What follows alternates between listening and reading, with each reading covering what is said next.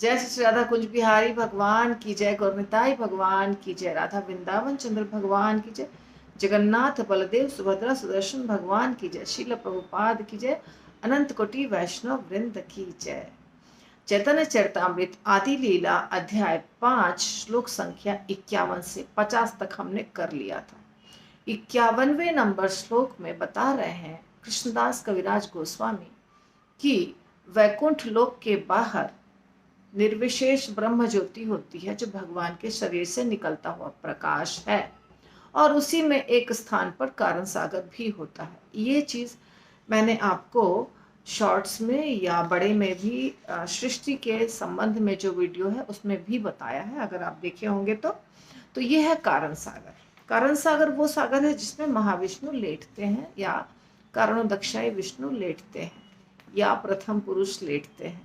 तो ये एक ही भगवान के एक ही रूप के 3 नाम हैं। तो भगवान कृष्ण के शरीर से निकलता है ब्रह्म ज्योति, और ब्रह्म ज्योति में ही एक स्थान पर कहीं पर कारण सागर होता है जिसमें महाविष्णु लेटे रहते हैं। तो यहाँ यही चर्चा हो रही है। वैकुंठ के बाहर अपार जल राशि है जो अगाध और असीम है। ये जल राशि जो है कारण सागर में पानी रहता है, जल रहता है।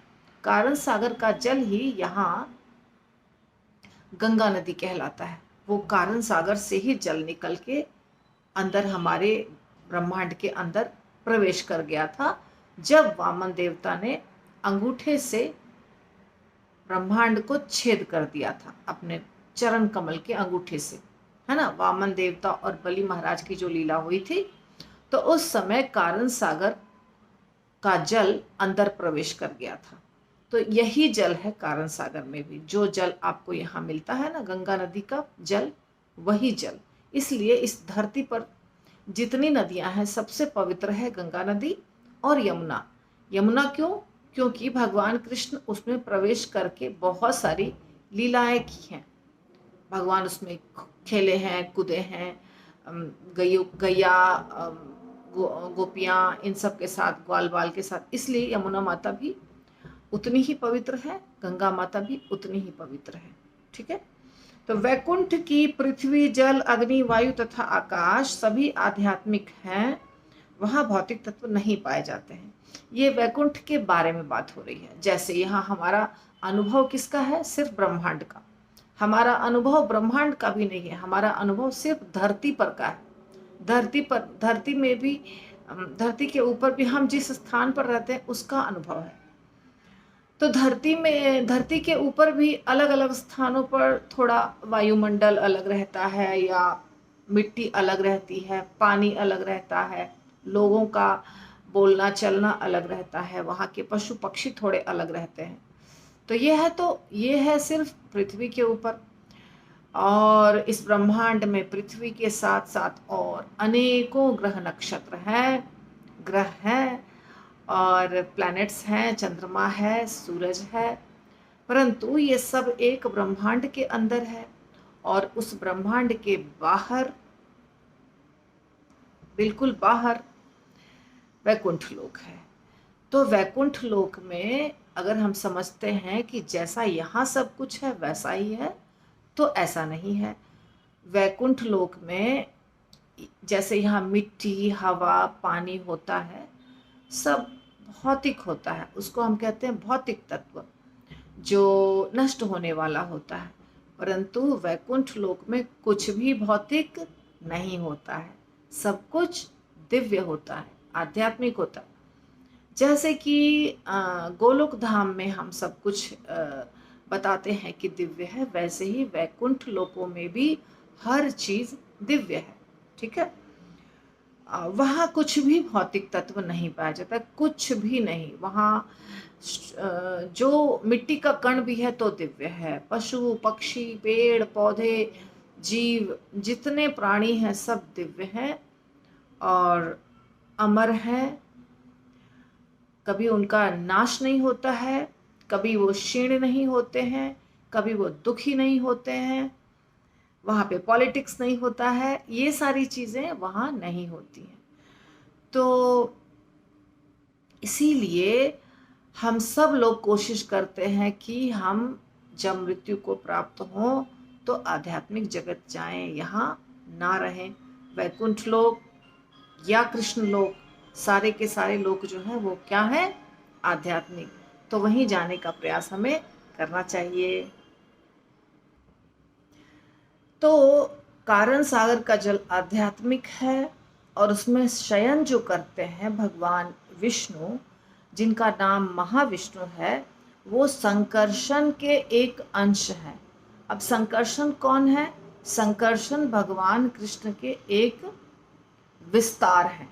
ठीक है, तो ये श्लोक आगे बढ़ रहा है, उसके हिसाब से मैं बोल रही हूँ। उस सागर में भगवान संकर्षण का एक अंश शयन करता है।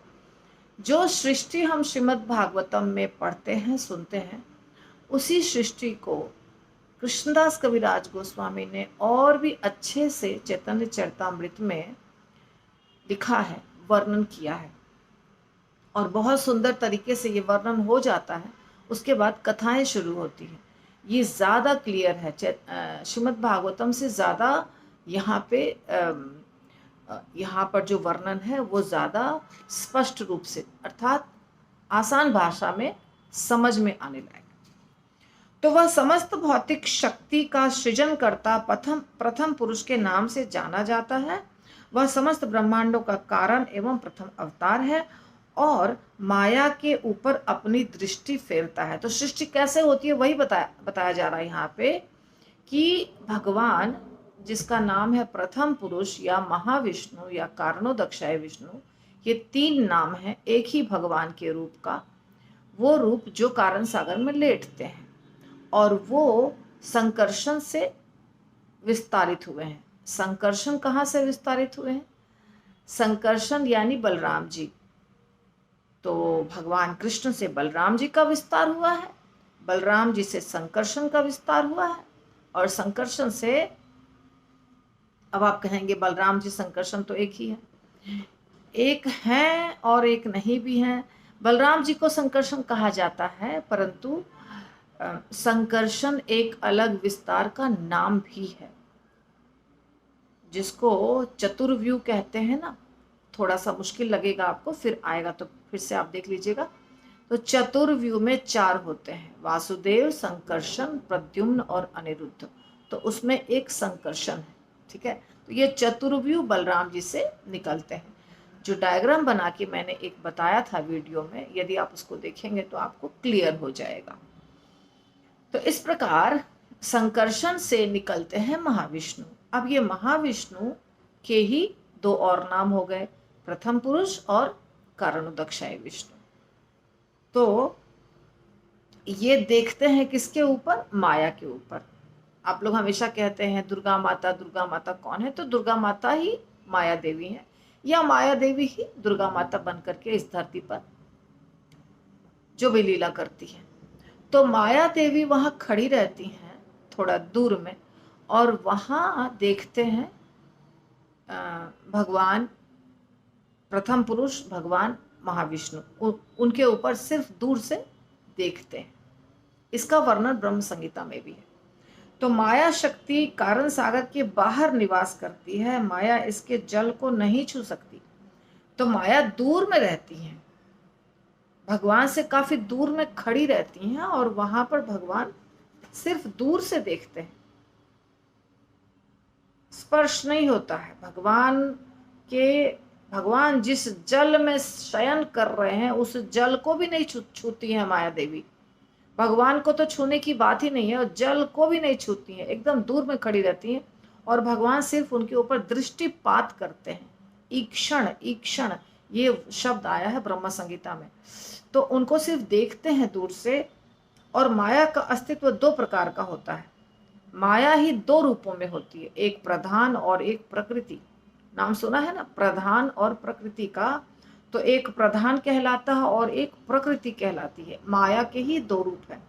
यह भौतिक जगत की सामग्री प्रदान करता है, भौतिक जगत को बनाने के लिए जो सामग्री चाहिए वो प्रदान करता है।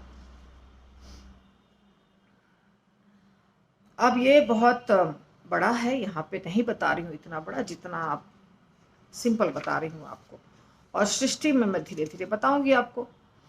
तो चूंकि प्रकृति जड़ है, अतएव यह भौतिक जगत का कारण नहीं हो सकती। लेकिन भगवान कृष्ण जड़ भौतिक प्रकृति में अपनी शक्ति संचारित करके अपनी कृपा प्रदर्शित करते हैं। तो प्रकृति जो होती है वो जड़ होती है। जड़ का मतलब है जिसमें जान नहीं है। जैसे मिट्टी, हवा, पानी, ये सब जड़ है। इसमें अपने आप जान नहीं होता है। इसमें यदि जान डालेंगे तो जान होगा, यदि जान नहीं डालेंगे तो वो जड़ रहेगा। तो प्रकृति जड़ है, परंतु भगवान कृष्ण अपनी शक्ति उसमें डालते हैं, अपनी शक्ति उसमें संचारित करते हैं, अपनी कृपा करते हैं, कृपा प्रदर्शित करते हैं। इस तरह भगवान कृष्ण की शक्ति के द्वारा प्रकृति गौण कारण बन जाती है, जिस तरह लोहा अग्नि की शक्ति से लाल हो जाता है। लोहा तो लाल नहीं होता है। लोहा का अपना रंग कैसा है? काला, है ना। परंतु बहुत लंबे समय तक अगर उसको आग के भीतर रखेंगे, बहुत हाई टेम्परेचर पे, बहुत ज़्यादा अगर उसकी अग्नि तेज रहेगी तो वो एकदम लाल हो जाएगा और पिघल भी जाता है। बहुत ज़्यादा अगर उसकी अग्नि तेज रही, टेम्परेचर जिसको कहते हैं, तो लोहा पानी की तरह टप टप गिरता है, इतना पिघल के लिक्विड बन जाता है बिल्कुल हाई टेम्परेचर पे। लेकिन लाल तो हमारे गैस के ऊपर भी या लकड़ी के चूल्हे पर भी आप अगर थोड़ी देर तक रखेंगे सीधे अग्नि में, तो आपको लोहे का चीज लाल दिखाई देगा। वास्तव में वो कैसे लाल हुआ? अग्नि ने उसको लाल कर दिया। वैसे ही यहाँ बता रहे हैं कि भगवान कृष्ण के द्वारा प्रकृति गौण कारण बन जाती है। वास्तव में प्रकृति के पास कोई शक्ति अपनी नहीं है। प्रकृति जड़ है, पर भगवान कृष्ण शक्ति देते हैं और वो जड़ प्रकृति भी कार्य करने लग जाती है, गौण कारण बन जाती है। गौण कारण का मतलब सेकेंडरी रीजन बन जाती है सृष्टि में। जैसे मेरा ये शरीर है, मेरे इस शरीर में 5 जो चीजें हैं, मिट्टी, हवा, पानी, आकाश, जल इत्यादि, जो अग्नि, तो ये है प्रकृति। अगर आत्मा ना हो तो ये अपने आप में कोई काम की चीज नहीं है। जैसे आत्मा निकलती है, शरीर तुरंत सड़ जाता है और जो चीजें जहां से आई थी वहां चली जाती है, परंतु आत्मा इसको जोड़ करके रखता है और इसमें रोज रोज परिवर्तन होता है, जान होती है, चल फिर सकता है, बोल सकता है, हंस सकता है आत्मा के कारण। तो इसी प्रकार जैसे ये समझ में आया, वैसे ही समझ जाइए कि प्रकृति भी जो कार्य करती है, जो कोई वस्तु या कोई जीव जिसका निर्माण होता है प्रकृति के तत्व के द्वारा, वो भगवान कृष्ण के कारण होता है। नहीं तो अपने आप में प्रकृति क्या है? जड़। जड़ जड़ यानी कोई उसमें जान नहीं है, कोई उसकी रचना भी नहीं हो सकती है, वो बढ़ नहीं सकता है, वो बोल नहीं सकता है, वो चेतन नहीं है, वो जड़ है।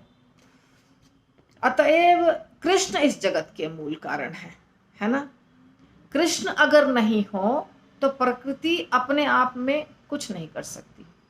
प्रकृति के पास शक्ति नहीं है कि वो जीवों को बना दे या कुछ भी नहीं। ये चाहे एक बिल्डिंग ही है, बिल्डिंग देखिए, बिल्डिंग, घर में जितनी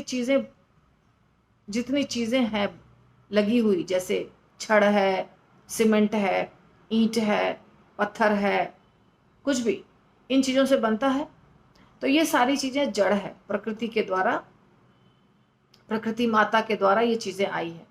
परंतु यदि एक आत्मा, एक व्यक्ति जिसके अंदर आत्मा है, जिसके अंदर जान है, वो यदि ईंट को उठा के जोड़े नहीं सीमेंट से, छड़ को उसमें डाले नहीं, पानी उसमें डाले नहीं, तो घर बनेगा? नहीं बन सकता है। तो आत्मा जब तक नहीं आएगा तब तक प्रकृति हिल भी नहीं सकती है। इसलिए असली कारण, इस दुनिया को बनाने वाले जो असली कारण है वो कृष्ण है, वो प्रकृति नहीं है। यहाँ बता रहे हैं प्रभुपाद नहीं, कृष्णदास कविराज गोस्वामी, प्रकृति तो बकरी के गले से लटकने वाले उन स्तनों की भांति है जिनसे दूध नहीं निकलता। बकरी जो होती है, बकरी दूध देती है, लेकिन बकरी का जो थन होता है दूध देने वाला, उसी के जैसा मिलता जुलता गले के पास भी मांस लटकता है। पर बकरी के थन से तो दूध निकलेगा, पर गले के पास जो मांस है उससे तो दूध नहीं निकलेगा। तो वैसे ही प्रकृति जो है उससे कुछ होने वाला नहीं है। जब भगवान कृष्ण उसको शक्ति देते हैं तो वो कुछ कार्य कर सकती है। भौतिक प्रकृति का माया अंश जगत का निमित्त कारण है। सेंटेंस गलत है, इसीलिए चैतन्य चरितामृत हमारा पुराना है। पुराना चैतन्य चरितामृत में बहुत सारा मिस्टेक है, ट्रांसलेशन का और परपोर्ट का, लैंग्वेज में। तो इसीलिए बाद में नया छपा है, कुछ लंबे समय तक गैप रख करके फिर नया छपा है, इसलिए इसमें मिस्टेक दिखाई देता है। माया अंशे को ही तारे निमित्त कारण से ही नाहे जाते करता हेतु नारायण, किंतु यह भी असली कारण नहीं, क्योंकि मूल कारण तो भगवान नारायण है। भौतिक प्रकृति का माया अंश जगत का निमित्त कारण, तो ये नारायण मतलब कृष्ण को बताया जा रहा है। मूल कारण भगवान कृष्ण है या नारायण है। जिस प्रकार मिट्टी के पात्र का मूल कारण कुम्हार है, उसी तरह भौतिक जगत का सृष्टा आदि पुरुषावतार है। मिट्टी का जो घड़ा बनता है, देखिए बिजली बार बार जा रही है आ रही है, इसलिए आपको वीडियो ऐसा थोड़ा सा दिखाई देगा बीच बीच में, मैं कुछ नहीं कर सकती हूँ। जैसे कुम्हार जो है वो बनाता है घड़ा, तो घड़ा बनता है किस चीज से? मिट्टी से। मिट्टी पानी को गूंथ कर, जैसे हम आटा गूंथते वैसे मिट्टी पानी को मिला के गूंथ के लोई बनाते हैं। चाक रहता है, चाक के ऊपर उस लोई को कुम्हार रखता है, उसको नचाता है और फिर अपना हाथ दे करके उसको बनाता है। कुम्हार के पास ये कला होती है। तो यदि मिट्टी सोचे कि मैंने घड़ा बना लिया, अपने आप घड़ा बन गया, तो ये गलत है। यदि कुम्हार ना होता तो मिट्टी का घड़ा नहीं बनता, मिट्टी वैसे ही पड़ा रहता। कुम्हार ने सृष्टि की है, लेकिन कुम्हार ने सृष्टि की, पर मिट्टी भी उसमें बहुत बड़ा फैक्टर है, बहुत बड़ा कारण है। मिट्टी है और मिट्टी के द्वारा कुम्हार ने बनाया। तो सृष्टा कौन है? कुम्हार। बनाने वाला कौन है? कुम्हार। इसी प्रकार इस भौतिक दुनिया को बनाने वाले हैं कारणोदक्षाय विष्णु। यहाँ पे आदि पुरुष कारणोदक्षाय विष्णु ऐसा लिखा हुआ है। अलग अलग शब्द हैं, जैसे कि भगवान कृष्ण से ही निकल के अंत में यहाँ तक पहुंचा है, महाविष्णु तक। भगवान कृष्ण सृष्टा है और माया उपकरण तुल्य उनकी सहायता के लिए है, ठीक वैसे ही जैसे कुम्हार का चाक और अन्य उपकरण पात्र के कारण होते हैं। तो कृष्ण की तुलना कुम्हार से कर दीजिए, और जो कुम्हार का चाक यानी वो जो गोल जैसा होता है ना, जिसके ऊपर वो बनाता है घड़ा, उसको चाक कहते हैं। तो कुम्हार बनाने वाला है, परंतु उसको चाक भी चाहिए, उसको मिट्टी भी चाहिए। तो इसीलिए यहाँ बताया जा रहा है कि माया जो है वो क्या है? उपकरण। उपकरण का मतलब क्या होता है? बनाने की सामग्री। उपकरण यानी जिस चीज से बनाया जाएगा। चाक एक मशीन समझ लीजिए उसको, है जिसके ऊपर बनता है। तो माया की तुलना उससे की जा सकती है। माया हेल्प कर रही है, भगवान के सृष्टि में मदद कर रही है। तो प्रथम पुरुष दूर से माया पर दृष्टिपात करता है और इस प्रकार वह जीव रूपी वीर्य से गर्भधान करता है। तो दूर से ही भगवान देखते हैं प्रकृति माता को, और प्रकृति माता गर्भवती हो जाती हैं। इसमें बहुत आश्चर्य करने वाली कोई बात नहीं है। प्रभुपाद बताते हैं कि जैसे सूरज देवता बहुत दूर में बैठे हैं ना, लाखों माइल दूर, करोड़ों माइल दूर, हम तो आपको डेटा नहीं बता सकते हैं, पर बहुत दूर बैठे हैं। यहाँ पर एक पौधा है हमारे घर में, हमारे बगीचे में, और वो पौधा सिर्फ सूरज की रोशनी से, सूरज की रोशनी उस पर पड़ती है ना पौधे पर, तो सूरज की रोशनी से वो पौधा अपना खाना बना लेता है, जिसको फोटोसिंथेसिस कहते हैं ना। फोटोसिंथेसिस एक प्रोसेस है जिसके द्वारा हरे पत्ते जो होते हैं पेड़ में, वो अपना खाना बनाते हैं। उसको इंग्लिश में फोटोसिंथेसिस कहते हैं, हिंदी में क्या कहते हैं याद नहीं है मुझे, प्रकाश संश्लेषण या कुछ कुछ बोलते हैं, याद नहीं है मुझे। तो अब सूरज तो उसके संपर्क में नहीं आया, और सूरज और पौधे का मिलन कभी नहीं हुआ। सूरज करोड़ों मील दूर है, पौधा तो यहाँ है, परंतु सूरज की रोशनी आई और वो रोशनी से इसका कार्य हो गया। तो जब सूरज के पास इतनी शक्ति है कि उसकी रोशनी से यहाँ पे पेड़ पौधे, जितने पेड़ हैं वो सारे पेड़ फोटोसिंथेसिस के प्रोसेस के द्वारा अपना खाना बनाते हैं। खाना यानी उसको खाना ही हम कह सकते हैं हमारी भाषा में। तो क्या भगवान के दृष्टिपात से माया देवी गर्भवती नहीं हो सकती हैं? हो सकती है ना। समझने के लिए ये उदाहरण प्रभुपाद बताते हैं। तो उसके शरीर की परावर्तित किरणें माया से मिलती हैं, जिसके फलस्वरूप माया अनेक ब्रह्मांडों को जन्म देती हैं।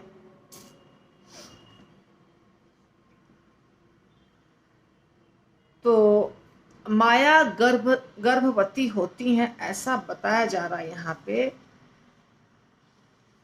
अब ये जो बताया अभी प्रभुपाद ने,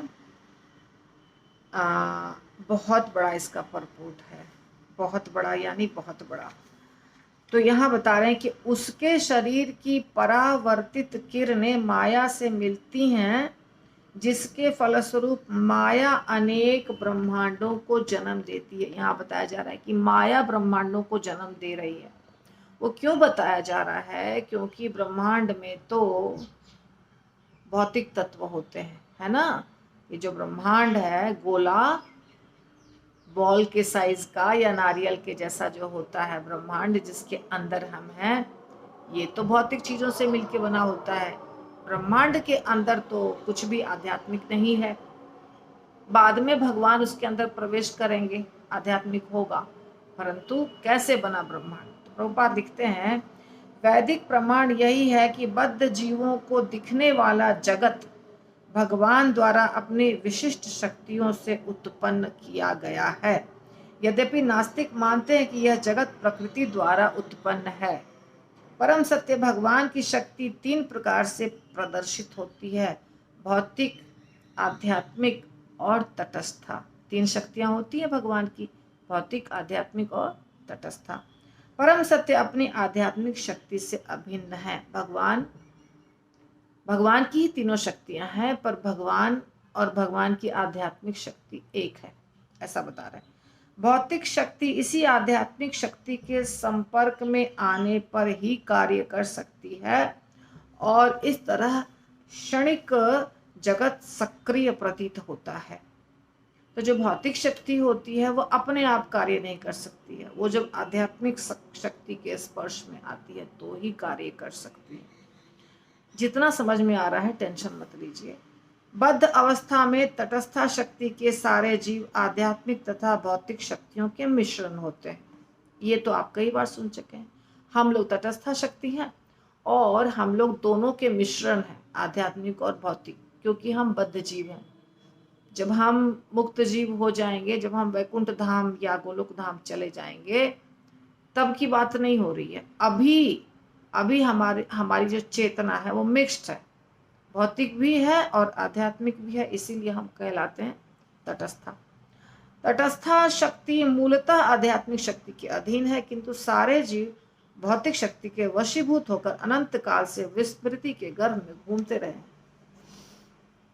वास्तव में तो हम भगवान की ही शक्ति हैं और मूलतः उनके ही अधीन है, परंतु अभी क्या हो गया है, दिमाग काम नहीं कर रहा है। विस्मृति आ गई है, भूल चुके हैं कि हम भगवान की संतान हैं। हम अपने घर को भूल चुके हैं, हम अपने धाम को भूल चुके हैं, हम अपने स्वरूप को भूल चुके हैं। और ये आज नहीं भूले हैं, करोड़ों करोड़ों जन्मों से ये हमारा चल रहा है लगातार। इसके कारण यहाँ भटक रहे हैं और इसके कारण हम तटस्था शक्ति कहला रहे हैं। हमें सब प्रयास कर रहे हैं कि वापस याद आ जाए, वापस ये भगवत धाम चले जाए, लेकिन जब तक हम जाते नहीं हैं, जब तक हमारी स्मृति ठीक से पूरी स्मृति आती नहीं है वापस, तब तक हम क्या कहलाएंगे? तटस्था शक्ति। बद्ध अवस्था का कारण आध्यात्मिक स्तर पर व्यक्तिगत स्वतंत्रता का दुरुपयोग, क्योंकि इससे जीव आध्यात्मिक शक्ति की संगति से विलग हो जाता है। हम क्यों बद्ध हैं? क्योंकि हमें जो स्वतंत्रता मिली थी उसका हमने दुरुपयोग किया और हम हो गए बद्ध। किंतु जब जीव भगवान की कृपा से या उनके शुद्ध भक्त की कृपा से ज्ञान प्राप्त करता है और अपनी प्रेमा भक्ति की मूल स्थिति को फिर से प्राप्त करने के लिए उन्मुख होता है, तो वह शाश्वत आनंदी तथा ज्ञान के अत्यंत शुभ धरातल पर होता है। जब हम सोचते हैं कि हम भगवान से प्रेम करें, हमको भगवान के धाम जाना है, हम वास्तव में भगवान के अंश हैं, तो हमें अपने आप आनंद प्राप्त होने लगता है। तटस्थ जीव अपनी स्वतंत्रता का दुरुपयोग करके नित्य सेवा भाव से परांग मुख हो जाता है।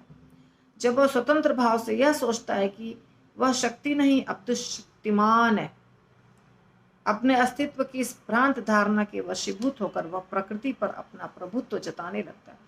प्रकृति तो भगवान की अंश है, प्रकृति तो भगवान की शक्ति है, परंतु जीव, जो बद्ध जीव है, वो सोचता क्या है? हम खुद शक्तिमान हैं, हम जो है ना, हम शक्तिमान हैं। अगर हम शक्तिमान हैं तो ये जो भौतिक शक्ति है प्रकृति, इसके मालिक हैं, और फिर हम अपने आप को इसका मालिक समझ करके लगातार इस दुनिया में घूमते हैं, बार बार कोशिश करते हैं हर चीज का मालिक बनने का। प्रकृति यानी हर चीज, प्रकृति सब कुछ है, प्रकृति ही, सिवाय जीव के। और जीव भी बीच बीच में है यहाँ पे, क्योंकि बद्ध है तो वो भी बीच बीच में है, तटस्था शक्ति में है। बाकी जितनी चीजें हैं, जिसको हम धन दौलत कहते हैं, जिसको हम पैसा कहते हैं, जिसको हम जमीन जायदाद कहते हैं, घर कहते हैं, वो सब तो प्रकृति ही है। तो इसको हम अपना मानते हैं, इसके ऊपर हम अपना प्रभुत्व जताते हैं, ये मेरा है, मैं इसका मालिक हूँ, प्रभु हूँ, मैं मालिक हूँ, मैं मालिक हूँ, मैं मालिक हूँ। और फिर हम इस दुनिया में भटकते रहते हैं। तो भौतिक प्रकृति आध्यात्मिक शक्ति के सर्वथा विपरीत प्रतीत होती है। तथ्य तो यह है कि तटस्था शक्ति आध्यात्मिक शक्ति के संपर्क में ही कार्य कर सकती है। कृष्ण की शक्ति आध्यात्मिक है मूलतः, किंतु वह नाना रूपों में कार्य करती है। भगवान की शक्ति वास्तव में तो आध्यात्मिक है, परंतु नाना रूपों में कैसे कार्य करती है? जैसे इलेक्ट्रिसिटी है ना, बिजली तो बिजली है। अब बिजली से आप गर्म करने की चीजें भी बना सकते हैं, ठंडी करने की चीजें भी बना सकते हैं। जैसे रेफ्रिजरेटर जो होता है, फ्रिज, वो भी बिजली से ही चलता है और चीज़ों को ठंडा करता है। हीटर, वो भी बिजली से ही चलता है और चीज़ों को गर्म करता है। एसी बिजली से ही चलता है, चीज़ों को ठंडा करता है ना। और बॉयलर गर्म करता है, कूलर ठंडा करता है, आयरन गर्म करता है। तो दोनों में एक ही इलेक्ट्रिसिटी जा रही है, दोनों के तार में जो बिजली आ रही है वो एक ही है, लेकिन वो जो इंस्ट्रूमेंट है, वो जो सामान है, अपैरेटस है, उसका डिजाइन ऐसा है कि कोई गर्म करता है और कोई ठंडा करता है। वैसे ही भगवान की एक ही शक्ति अलग अलग जगह जाकर के अलग अलग तरह का कार्य करती है। तो वही शक्ति, भगवान की आध्यात्मिक शक्ति ही कहीं जाकर के माया की तरह कार्य करती है, जिसे हम माया शक्ति कहते हैं, या हम जिसे प्रकृति कहते हैं, या हम जिसे इंफीरियर एनर्जी कहते हैं। तटस्था शक्ति भी भगवान की है, आध्यात्मिक शक्ति भी भगवान की है। तो सारी शक्तियां भगवान की ही है, पर अलग अलग स्थान पे अलग अलग कार्य कर रही है। जैसे बिजली का तार सेम है, पर वो यंत्र अलग अलग होने से रिजल्ट अलग अलग आ रहा है ना। तो भौतिक शक्ति आध्यात्मिक शक्ति ही है जो भ्रम या आवरण से, माया से आच्छादित है। माया से आच्छादित होने के कारण आप खुद ही देखिए, हम सब मनुष्य हैं। मैं भी मनुष्य हूं, आप भी मनुष्य हैं, और ऐसे अनेकों मनुष्य हैं, लाखों करोड़ों मनुष्य हैं। कोई माला जप करता है, सेम हाथ पैर सब कुछ सेम है, शरीर का बनावट भी सेम है, आत्मा भी सब है, सब कुछ सेम है। पर एक व्यक्ति माला जप करता है, मंदिर जाता है, घंटी बजाता है, भगवान को धूप दीप अर्पित करता है, और दूसरा है गलत काम करता है, एकदम गलत काम करता है। तो वही जीव है ना, पर दोनों कैसे कर रहे हैं, अलग अलग कार्य कर रहे हैं। तो इसी क्यों ऐसा कर रहे हैं, क्योंकि जिसके सिर पर माया है, माया से जिसका ढक दिया गया है, जिसके दिमाग के ऊपर माया का प्रभाव है, आवरण है, वो भ्रमित है, वो अपने सही स्थिति में नहीं है। जैसे एक व्यक्ति होता है, एकदम नॉर्मल है, सही है, वो समय पे खाता है, पीता है, सोता है, अच्छे से बातचीत करता है। पर एक व्यक्ति है जो पागल हो चुका है, वो करता है अच्छे से बातचीत? नहीं, ना वो बात करता है अच्छे से, ना वो साफ सुथरा रहता है, ना वो टाइम पे खाता पीता है, पर है सेम व्यक्ति, दोनों में कुछ फर्क नहीं है। पर क्या हो गया है, दिमाग उसका सही नहीं है। तो उसी प्रकार यदि हमारे सिर के ऊपर, हमारे दिमाग के ऊपर माया का आवरण रहेगा, तो हम अपना कार्य सही तरीके से नहीं कर पाएंगे। तो यहाँ बता रहे हैं कि भगवान की शक्ति ही सब जगह है, सब जगह आध्यात्मिक शक्ति है भगवान की, लेकिन माया के द्वारा आच्छादित है, ढका हुआ है माया के द्वारा। इसीलिए वो एक भ्रम है, और इसीलिए वो शक्ति आध्यात्मिक प्रतीत नहीं हो रही है, भौतिक प्रतीत हो रही है। अतएव भौतिक शक्ति कार्य करने में आत्मनिर्भर नहीं है। भौतिक शक्ति कहाँ से आएगी? दुनिया में कोई चीज भौतिक नहीं है। जब जो चीज भगवान से निकला है वो भौतिक कैसे हो सकता है? भौतिक शक्ति में कृष्ण अपनी आध्यात्मिक शक्ति लगाते हैं, तभी वो कार्य कर पाता है ना। जिस तरह लोहा अग्नि से गर्म होने के बाद अग्नि की तरह कार्य करता है, भौतिक शक्ति तभी कार्य कर सकती है जब भौतिक शक्ति आध्यात्मिक शक्ति से आविष्ट होती है। तो मैंने आपको उदाहरण बताया था कि बिल्डिंग में हर चीज तो मिट्टी, पानी, हवा से बना हुआ है, पर वो स्ट्रक्चर तब तैयार होता है जब उसको कोई जीवात्मा उठाता है, जोड़ता है, तोड़ता है, उसके बिना नहीं हो सकता है।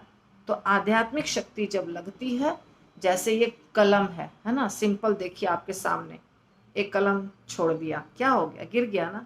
इसके पास अपनी शक्ति है? नहीं। अब ये कलम है, इसको मैंने खोल दिया, अगर मैं नहीं खोलती तो ये खुलता अपने आप? नहीं। अब इसको उठा के मैं लिखूंगी तो बहुत कुछ लिखा सकता है ना, एकदम अच्छा भी लिखा सकता है, बुरा भी लिखा सकता है। तो ये सारा कार्य हुआ कैसे? क्योंकि मैंने किया। अगर मैं कुछ नहीं करती तो ये जहां था बस वहां पड़ा रहता। छोड़ दीजिएगा, गिर जाएगा, बाद में टूट जाएगा, बाद में बिखर जाएगा, बाद में इसका सब कुछ जल करके, गर्मी से, पानी से सड़ के बर्बाद हो जाएगा, क्योंकि ये भौतिक शक्ति है। परंतु इसको एक आध्यात्मिक शक्ति जब टच करती है, कुछ कार्य करती है, तो ये भौतिक भी एक्टिव हो जाता है। तो मैं आध्यात्मिक हूं क्या? मेरे अंदर जो आत्मा है वो आध्यात्मिक है, और ये मेरा शरीर भी इसीलिए कार्य कर रहा है क्योंकि इसके अंदर आत्मा है। जिस दिन वो आत्मा निकल जाएगी, ये मेरा शरीर भी इस पेन की तरह धड़ाम गिर जाएगा, है ना। किसी मृत व्यक्ति को देखे हैं कि वो खड़ा हो रहा है, चल रहा है? नहीं, वो जमीन पर लेटा रहता है। तो आध्यात्मिक शक्ति जब पुश करती है, टच करती है, तो भौतिक शक्ति एक्टिव हो जाती है, कार्य करने लगती है। जब जीव भौतिक शक्ति के आवरण से आच्छादित हो जाता है तो भगवान की आध्यात्मिक शक्ति होते हुए भी वह जीव आध्यात्मिक शक्ति के कार्यकलापों को भुला देता है और सोचता है कि जगत में जो कुछ भी घटित हो रहा है वो अद्भुत है। किंतु ऐसा व्यक्ति जो पूर्ण कृष्ण भावनामृत में भक्ति करता है, वो पहले से आध्यात्मिक शक्ति को प्राप्त हुआ रहता है। वह समझ सकता है कि भौतिक शक्ति में स्वतंत्र शक्तियां नहीं होती। बहुत अच्छा प्रभुपाद लिखे हैं, ये परपोट प्रभुपाद का लिखा हुआ है। जो व्यक्ति भक्त नहीं है वो ये समझ नहीं पाता है कि ये जो आध्यात्मिक शक्तियां हैं, ये जो भौतिक शक्ति है दुनिया की, वो कैसे कार्य कर रही है। वो सोचता है कुछ आश्चर्यजनक है, कहीं कोई एनर्जी है, कहीं से कार्य हो रहा है। दिमाग लगाता भी नहीं है, सोचता भी नहीं है, ज्ञान भी नहीं है। परंतु जो भक्त है वो समझता है कि नहीं, इसके पीछे भगवान है, इसके पीछे भगवान की शक्ति है। ये फर्क है भक्त में और अभक्त में। अभक्त को मालूम है कि ये आश्चर्यजनक घटना हो रही है, बहुत डिफिकल्ट है, कैसे हो रही है घटना, पर फिर भी वो मानने के लिए तैयार नहीं है, क्योंकि वो अज्ञानता से मोहित है, भ्रमित है। माया शक्ति कार्य कर रही है उसके ऊपर, उसका दिमाग सही नहीं है। जैसे एक पागल व्यक्ति होता, आप बुरा मत मानिएगा, यदि कोई भक्त नहीं है तो सोचेंगे कि माता जी क्या बोल रही हैं। देखिए, जैसे कोई पागल व्यक्ति है, पागल व्यक्ति को अगर आप कुछ भी बताइएगा वर्णन करके, एक्सप्लेन करके, तो उसे समझ में आएगा क्या? नहीं, क्योंकि उसका दिमाग सही नहीं है। इसी प्रकार जो व्यक्ति भगवान पे विश्वास नहीं करता वो मानने के लिए तैयार ही नहीं है कि जो भी घटनाएं घट रही हैं, सूरज, चंद्रमा, ग्रह, नक्षत्र, तारे घूम रहे हैं, दिन रात हो रहा है, या सीजन्स बदल रहे हैं, या जन्म मृत्यु हो रहा है, या एक छोटे से बीज से इतना बड़ा पेड़ हो रहा है, उसमें फल फूल लग रहे हैं, ये सब आश्चर्यजनक चीज है। ये कैसे अपने आप हो रहा है? सोचने वाली बात है, पर वो सोचना चाहता ही नहीं है, क्योंकि उसका दिमाग सही ठिकाने पे नहीं है। तो ये फर्क है एक ऐसे व्यक्ति में जिसका दिमाग भ्रमित है और एक ऐसे व्यक्ति में जिसका दिमाग सही जगह पे है। जो व्यक्ति सही जगह पर, देखिए, मैंने अमेरिका के बहुत बहुत स्मार्ट पर्सन, बहुत फेमस पर्सन को देखा है वीडियो में। नाम तो मुझे मतलब बोलना भी नहीं चाहती हूँ मैं, लेकिन उसको भगवान पे विश्वास है। मोटिवेशनल स्पीकर है, या बोलते हैं ना जिसको प्रेजेंटेशन देता है, इस तरह का। ऐसे बहुत सारे लोग हैं दुनिया के हर कोने में। मैंने एक को देखा है, या आप बहुतों को देखते होंगे। तो जो व्यक्ति बुद्धिमान है वो सब भगवान को मानते हैं, और भगवान को जब आप मानने लग जाते हैं, भगवान यानी कि गॉड बोलिए, वो गॉड बोलते हैं, क्योंकि वो गॉड उनके हिसाब से गॉड शब्द है भगवान के लिए।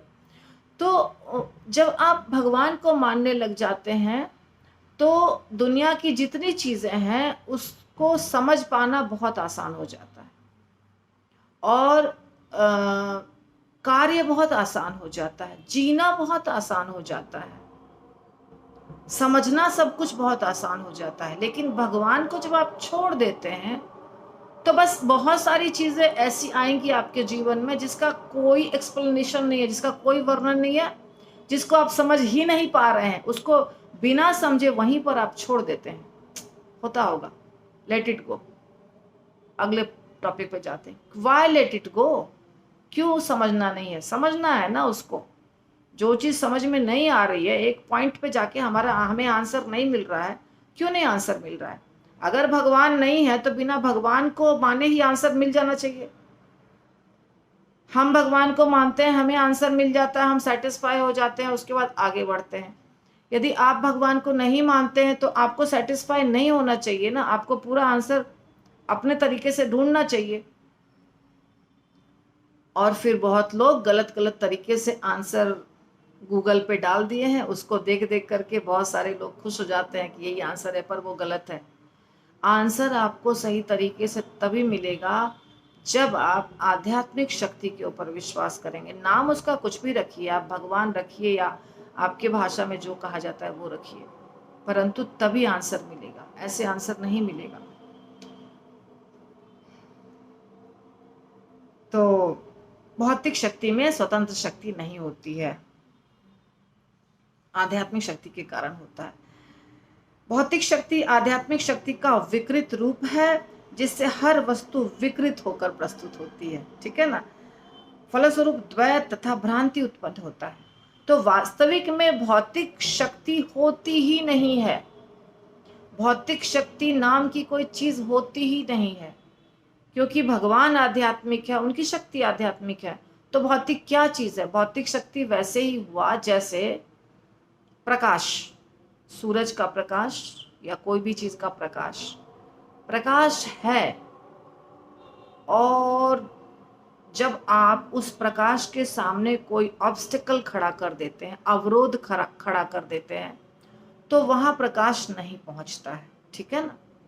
जैसे यहाँ से प्रकाश आ रहा है और हमने यहाँ खड़ा कर दिया कुछ लाइट के सामने, तो इसके नीचे का हिस्सा जो है वो क्या दिखेगा हमें? अंधेरा, वहां पे अंधेरा दिखेगा। अंधेरा का वास्तव में अस्तित्व नहीं है, लेकिन जहां प्रकाश नहीं पहुंचा उस स्थान का नामकरण हो गया अंधेरा, छाया, अंधेरा। उसी प्रकार भगवान की सारी शक्तियां आध्यात्मिक हैं, पर जो आध्यात्मिक शक्ति को मानता नहीं है, विश्वास करता नहीं है, तो उसे हम कहते हैं वो माया में है, वो भौतिक शक्ति। क्योंकि वो भौतिक आध्यात्मिक शक्ति को नहीं मानता है, तो उसके सिवाय जो जो नामकरण हो गया वो भौतिक शक्ति हो गया, ऐसा है। अगर आप समझे होंगे तो ये है भौतिक शक्ति। तो भौतिक शक्ति क्या होती है?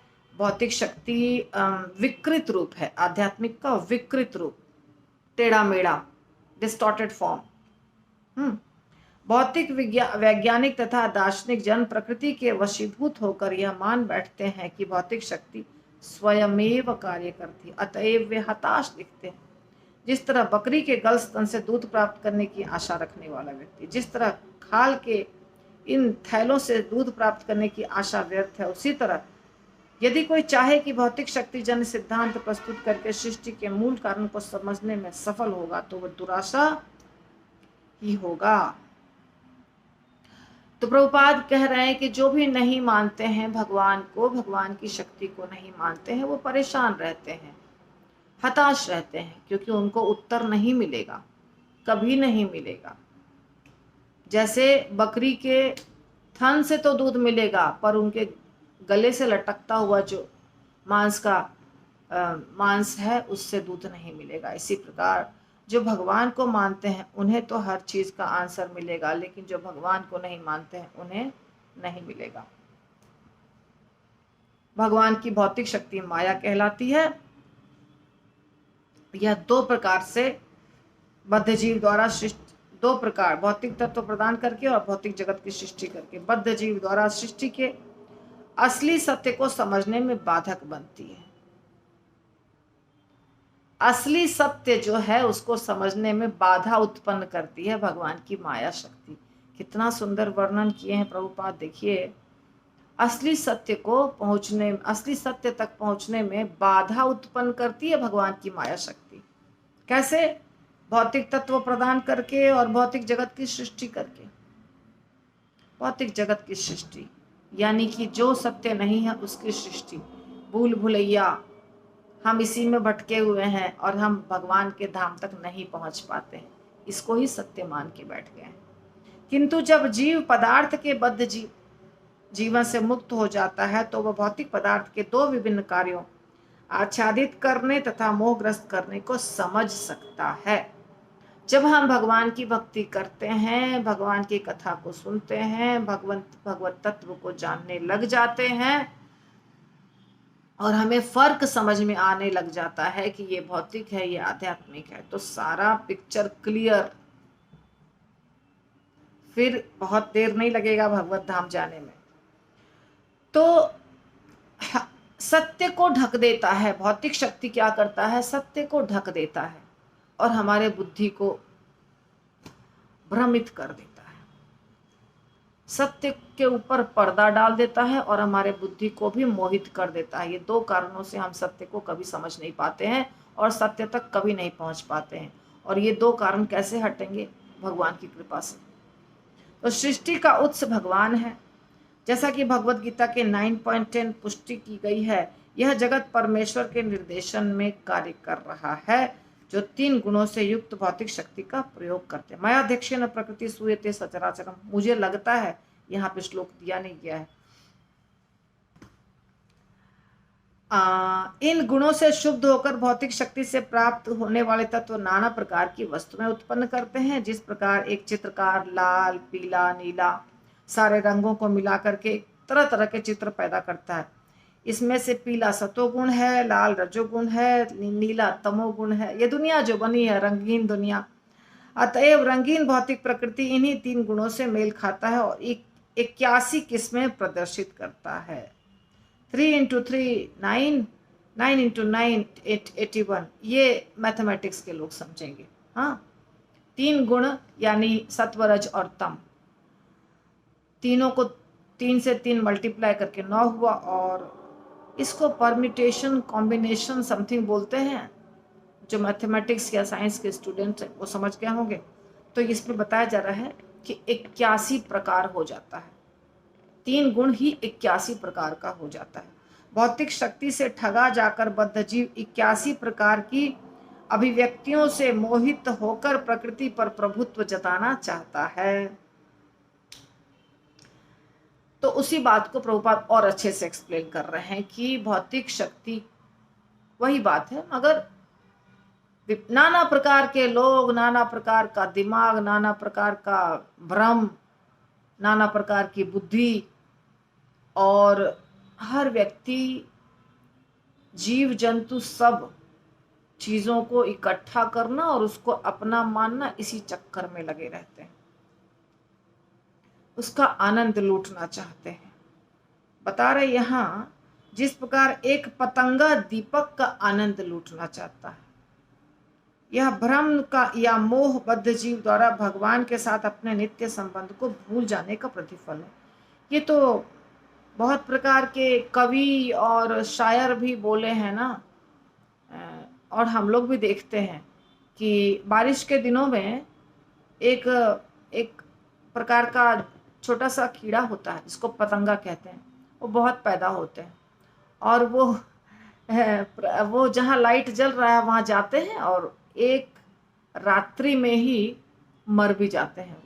पतंगा मर भी जाता है क्योंकि वो उसको इतना ज़्यादा समझता है, उस प्रकाश से इतना ज़्यादा आकर्षित रहता है, उसको छोड़ता नहीं है, वहीं पर टिका रहता है। सुबह उसकी मृत्यु हो जाती है। तो ऐसी ही है ये दुनिया। जैसे वो पतंगा प्रकाश से आकर्षित रहता है, हम भी इस भौतिक दुनिया से आकर्षित हैं। और ये भ्रम है। यह भ्रम या मोहबद्ध जीव ये क्यों हुआ है? क्योंकि हम भगवान से अपने संबंध को भूल गए हैं। बद्ध होने पर भौतिक शक्ति जीव को बाध्य करती है कि वह इंद्रिय तृप्ति करे, जबकि आध्यात्मिक शक्ति से प्रबुद्ध व्यक्ति अपने नित्य संबंध के अनुसार भगवान की सेवा में रहता है। भौतिक शक्ति से जब हम प्रभावित होते हैं, हमारा दिमाग जब भ्रमित रहता है, हम जब आवरण, हमारे बुद्धि पर आवरण रहता है, तो हम इंद्रिय तृप्ति करना चाहते हैं। परंतु यदि हम भगवान के भक्त हैं, हमारा ज्ञान निर्मल है, अच्छा है, क्लीन है, तो हम भगवान की भक्ति करना चाहते हैं, भगवान की सेवा करना चाहते हैं। तो ये जो हम इंद्रिय तृप्ति करना चाहते हैं, इसका कारण है माया शक्ति, भगवान की माया शक्ति।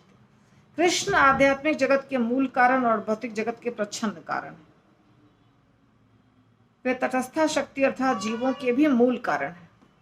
वे उन जीवों के अगुआ तथा पालक हैं जो तटस्था शक्ति कहलाते हैं, क्योंकि वे आध्यात्मिक शक्ति और भौतिक शक्ति के अंतर्गत कार्य कर सकते हैं। आध्यात्मिक शक्ति के प्रभाव से हम समझ सकते हैं कि कृष्ण में स्वतंत्रता निहित है, जो अपनी अचिंत्य शक्ति के द्वारा इच्छानुसार कार्य करने में सक्षम है। तो भगवान जो है सबके मूल कारण है, चाहे वो तटस्था हो, चाहे वो भौतिक हो, चाहे वो आध्यात्मिक हो। सब कुछ कहाँ से उत्पन्न हुआ है? भगवान से। ठीक है। और कृष्ण में ही स्वतंत्रता निहित है।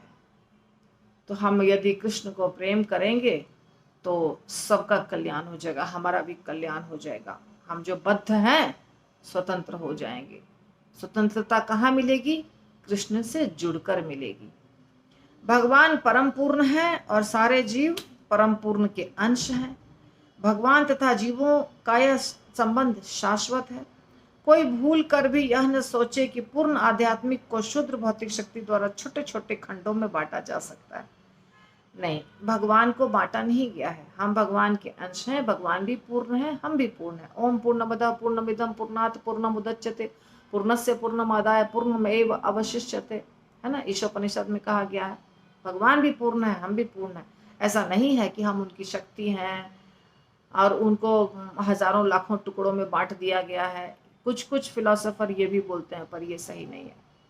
भगवत गीता में इस मायावाद सिद्धांत का समर्थन नहीं होता है। प्रत्युत उसमें कहा गया जीव पूर्ण परमात्मा के क्षुद्र खंड हैं। जिस प्रकार अंश कभी पूर्ण के समान नहीं होता। अच्छा, हम छोटे होने के कारण, हम बहुत छोटे होने के कारण उनके बराबर नहीं है। उनके ही अंश हैं, पूर्ण भी हैं, पर उनके बराबर नहीं है, याद रखिए। यद्यपि भगवान तथा जीव मात्रा की दृष्टि से पूर्ण है, परंतु अचिंत्य भेदाभेद तत्व का वर्णन करें प्रभुपाद। हम भगवान के जैसे हैं क्वालिटी वाइज, हमारे अंदर गुण है वैसा ही सच्चिदानंद, परंतु हम आकार में उनसे बहुत छोटे हैं। इस तरह सारे जीव गुणात्मक दृष्टि से भगवान के जैसे हैं, पर फिर भी हम बहुत छोटे हैं। परमेश्वर सारी वस्तुओं का नियामक है और सारे जीव या भौतिक शक्ति द्वारा, आध्यात्मिक शक्ति द्वारा नियंत्रित होते हैं। अतएव जीव कभी भी भौतिक या आध्यात्मिक शक्तियों का नियंता नहीं हो सकता, वह सदैव भगवान के अधीन है। हम हमेशा भगवान के अधीन है। अच्छा, अधीन होने का मतलब ये नहीं कि हम नौकर हैं उनके। हम नौकर तो हैं, पर कैसे नौकर हैं? बहुत प्रिय सेवक। भगवान की दुनिया में ऐसा नहीं होता है जैसा यहाँ पे नौकर और मालिक के बीच संबंध होता है। वहां प्रेम का संबंध है। हम उनके दास भाव में हमको रहना है, हमको उनकी सेवा करनी है, पर वो हमको प्रेम करते हैं और हम भी उनको प्रेम करते हैं, ये समझना है हमको, ठीक है। तो इस प्रकार ये बहुत बड़ा था परपोर्ट, मैंने आपको इसलिए समझाया क्योंकि बहुत अच्छा था। अच्छा लगा ना? देखिए, आपको अगर अच्छा लगता है, आप बोलते भी हैं कि हमको अच्छा लगता है, देखते भी हैं, तो आपको लाइक भी करना चाहिए, सब्सक्राइब भी करना चाहिए। ऐसा होता है ना, उसको टच करिए। शुरू में वो सफ़ेद रहता है, उसको टच करेंगे तो वो नीला रंग का हो जाएगा। नीला हो गया तो फिर से टच मत करिए, तो फिर सफ़ेद हो जाएगा। तो इसको कहते हैं लाइक करना।